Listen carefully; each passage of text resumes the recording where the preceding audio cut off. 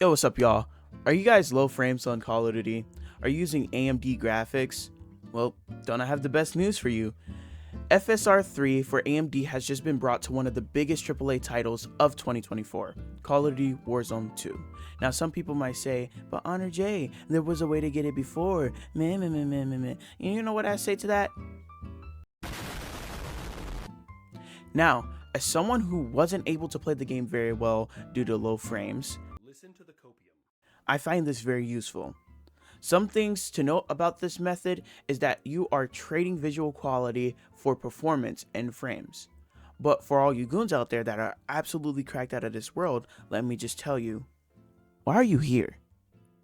Moving on, I will be telling you how to enable this setting for AMD users. Sorry Nvidia, you're out of luck.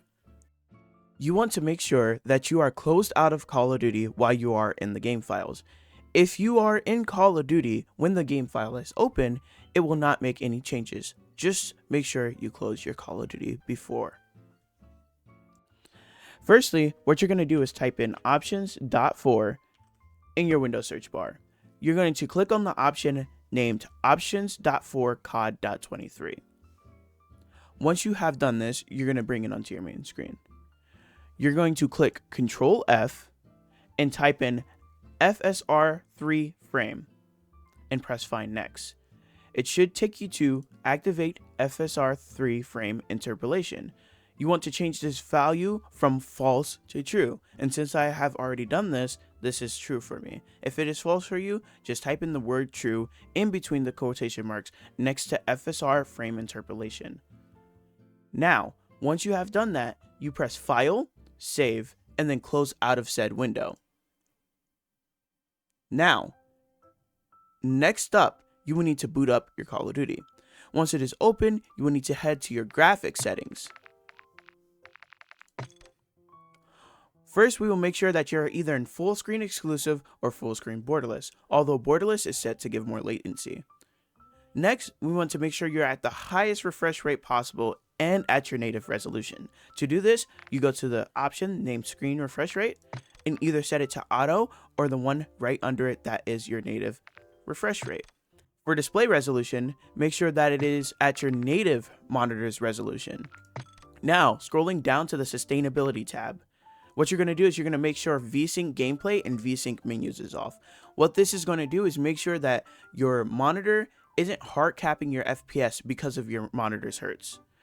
Next, you want to go to custom frame rate limit. What you're going to want to do is set it to unlimited or set it to one below your screen's refresh rate. You want to put the menu render resolution at maximal. What this does, it gives a slight improvement to your UI and how it looks. Next, you're going to head over to the quality tab. Graphics preset is going to be changed to custom once you change your graphics settings. Unless you have everything on the lowest setting, it will not appear as minimal. So, next thing you're going to want to do is turn dynamic resolution off. What this does is that it sacrifices even more of your quality and adds more latency than what FSR 3 does. So you want to make sure you have this off and go to upscaling and sharpening and turn AMD FSR 3.0 as your option. You should have this enabled already, but if it is not the option, check in your tab and see if AMD FSR 3 is there. If it isn't, then you might have to refollow the steps. Next, you want to click the Show More tab under that, go to AMD FSR preset, and go to Performance.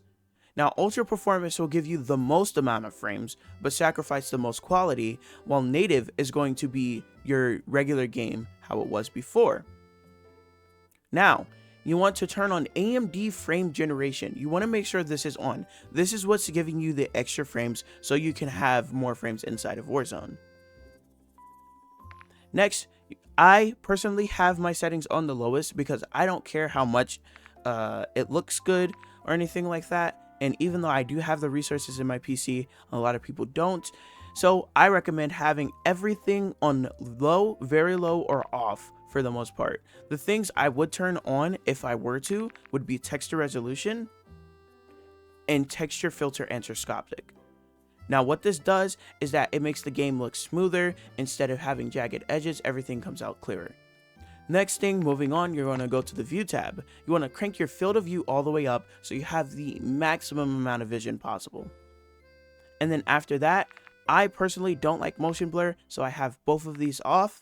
And then lastly, I just turn on the inverted flashbang, so my screen isn't turning white every single time I get flashbang.